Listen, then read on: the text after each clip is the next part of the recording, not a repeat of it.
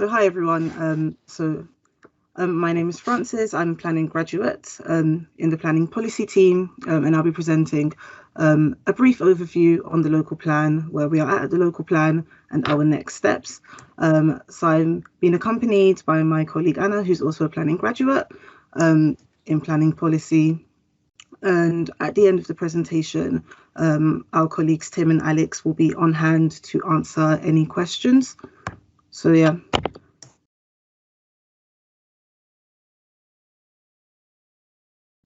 So what is a local plan?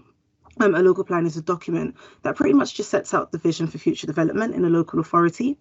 And every local authority in England and Wales ideally would have an up-to-date local plan. So I'm sure that some of you may know, but for those of you that do not, local plans are often used to decide on planning applications and also as well other planning related decisions. And these local plans pretty much just guide where development can go, where it can be built, and also as well just sort of the future social, economic and environmental aspects of a local authority. So next slide, Anna.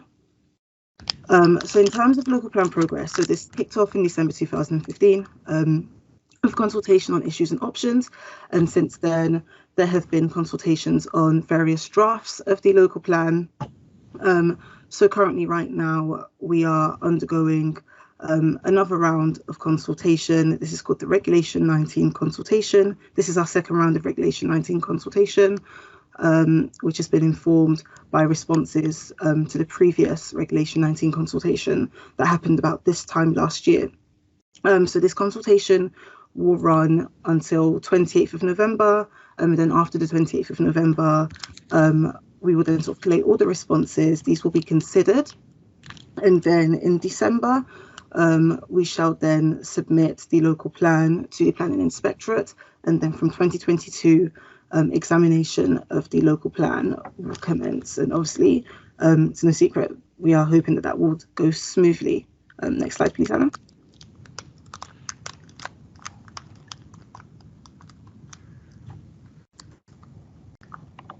Next slide. Great. I've got the next one up. Can you see that? Yeah, I can see that, yeah. Oh, cool. Thanks.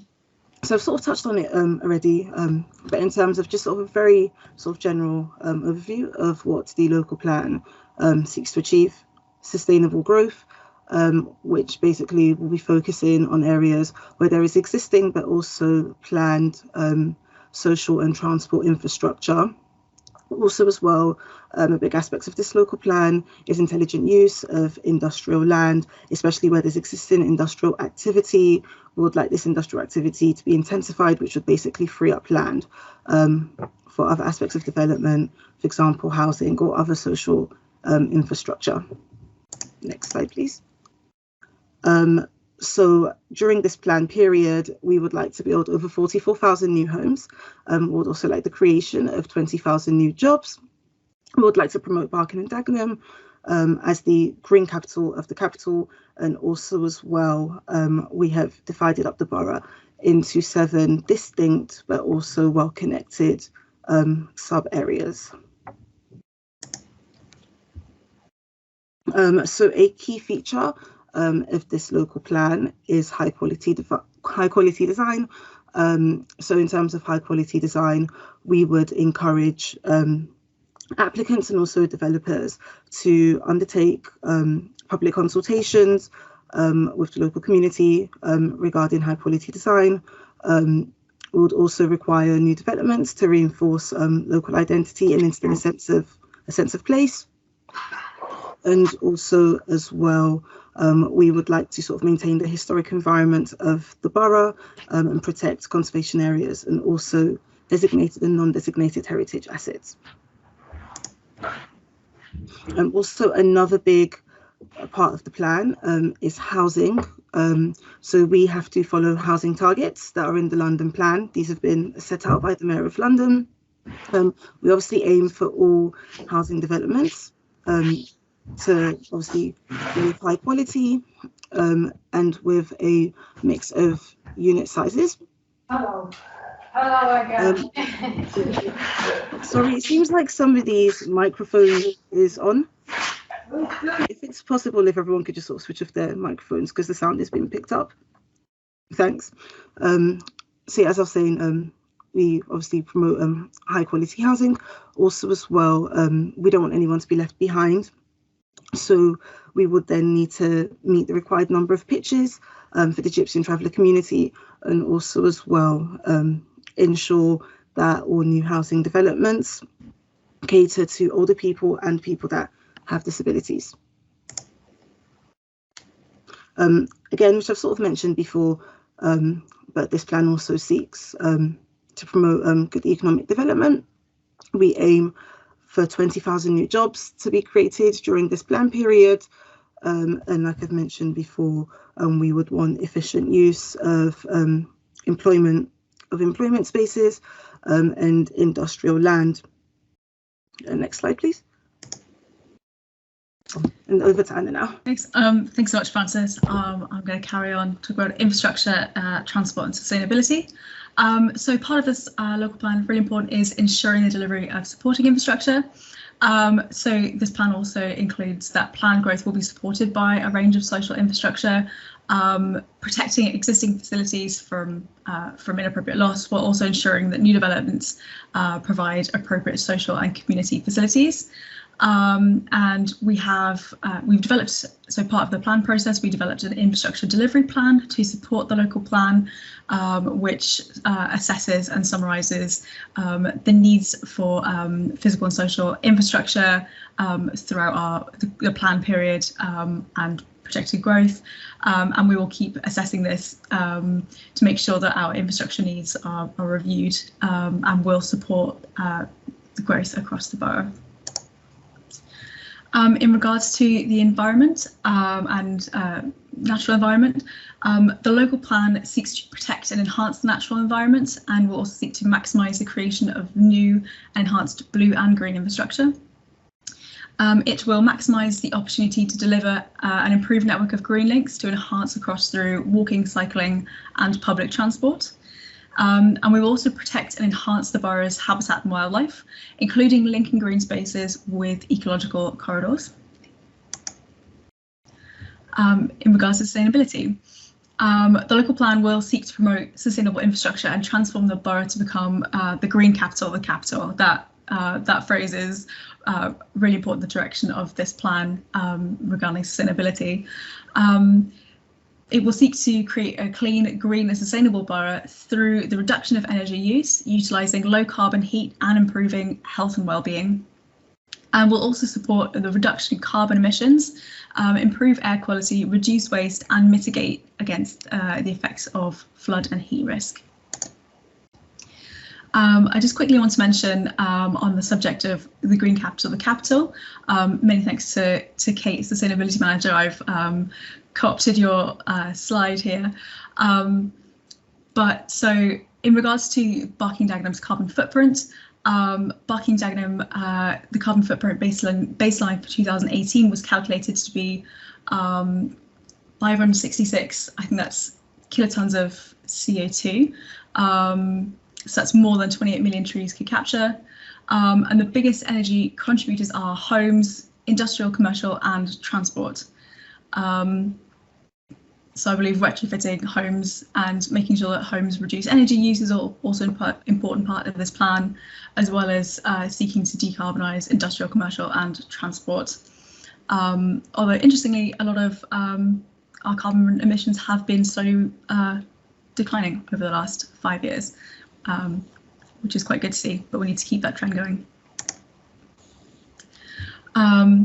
And yeah, in regards to the green capital of the capital, so LBBD has declared a climate emergency and seeks to become a carbon neutral council by 2030 and a borough by 2050 by creating energy efficient, sustainable homes and buildings, developing decarbonised local energy systems, accelerating the shift to low emission neighbourhoods, refreshing our green and blue infrastructure and promoting clean growth and green recovery.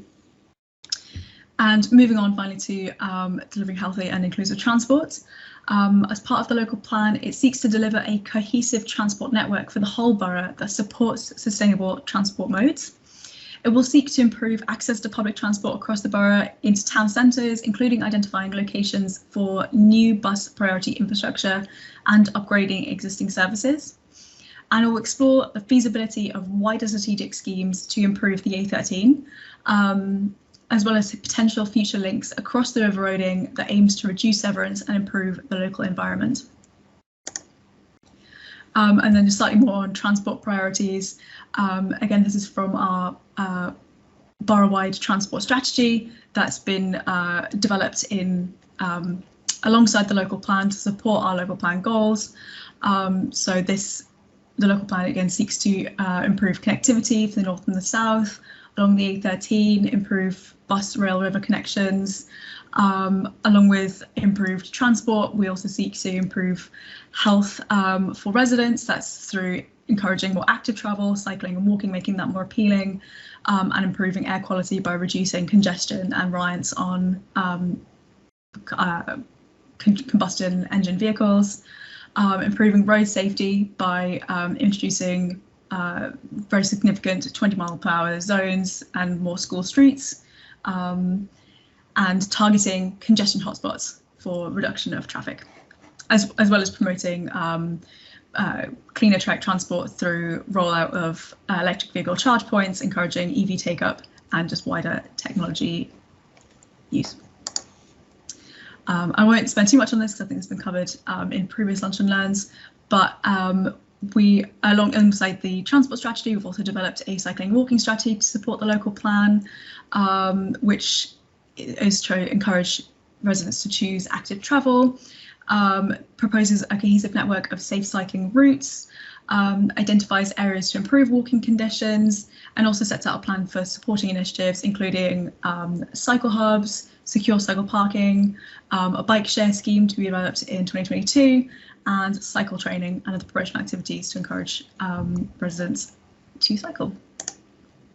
And this is a little indication of some of the active transport networks we hope to build in the borough, including targeting areas for improved walking around town centres and improving cycling connections, particularly across the A13, improving those north-south connections to Dagenham Dock, and linking up areas of high growth in Barking Town Centre to Barking Riverside.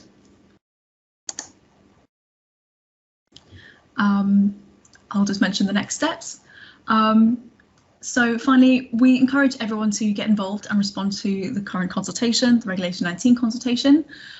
We encourage staff members to read through the draft local plan and its supporting evidence base on the council website. It's all available on our webpage. The local plan has already had extensive consultation on the main aims and ambitions. And this consultation is focused on whether the plan meets all of its legal requirements. And finally, all responses will be considered by the independent planning inspector during examination. So this is particularly targeted to local residents, but we also encourage staff as well to get involved, and all responses will be taken into account when considering whether a plan will be found to be sound. And that's everything from us. Now hand over to the listeners and ask if anyone's got any questions.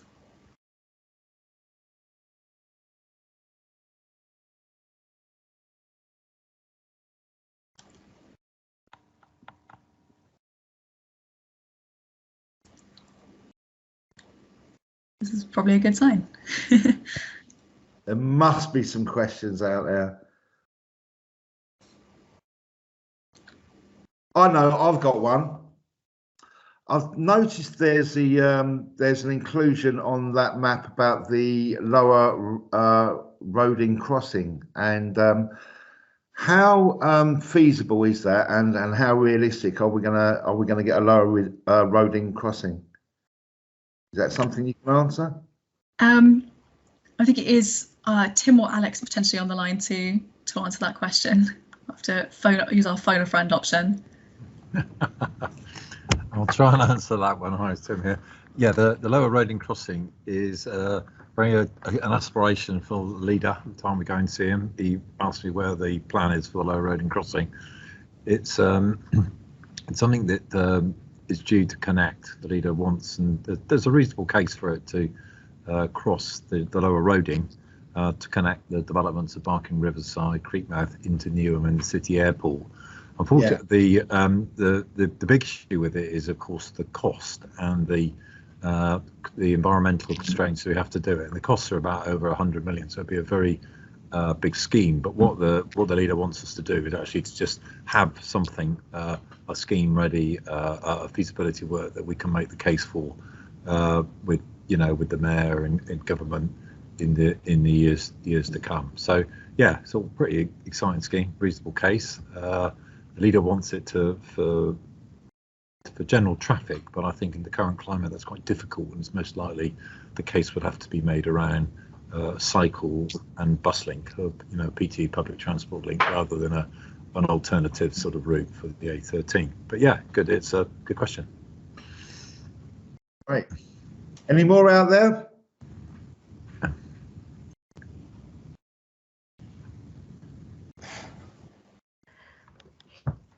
Anna says it's in the Royal Docks.